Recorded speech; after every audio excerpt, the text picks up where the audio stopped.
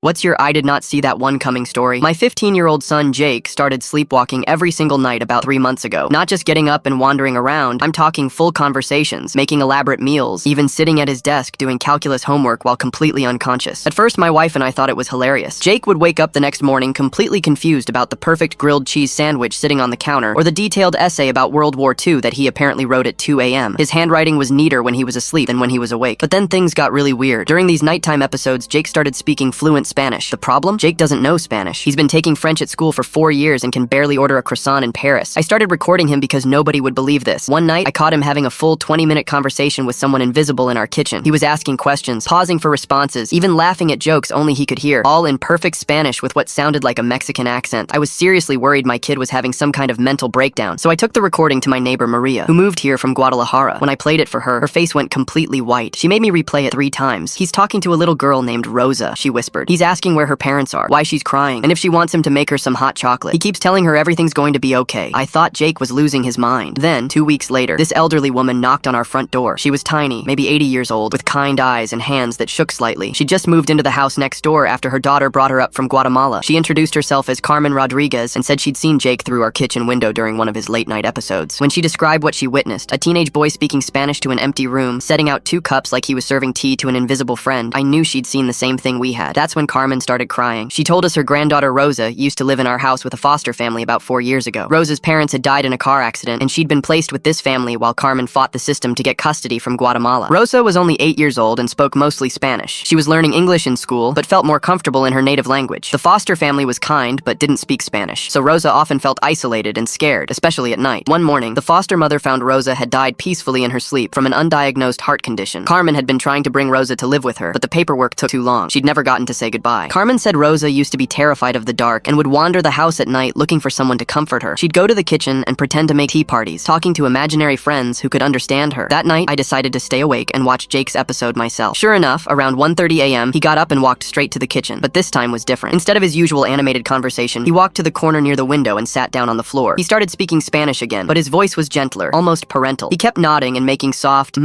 sounds, like he was listening carefully to someone. I recorded the entire 15-minute conversation. The next morning, I took it to Carmen. As I played the recording, tears streamed down her face. Her hands were shaking as she translated, "He's telling Rosa that her abuela is here now, that she's been looking for her and loves her very much. He's saying it's okay to stop being scared, that her grandmother will take care of everything now." At the end, he tells her, "You can go home now, pequeña. Your abuela is waiting for you." Jake never sleepwalked again after that night. When I told him what had been happening, he didn't remember any of it, but he said he'd been having these incredibly vivid dreams about a sad little girl who just wanted someone to understand her. Carmen visits us every week now. She says she finally feels like Rosa found peace.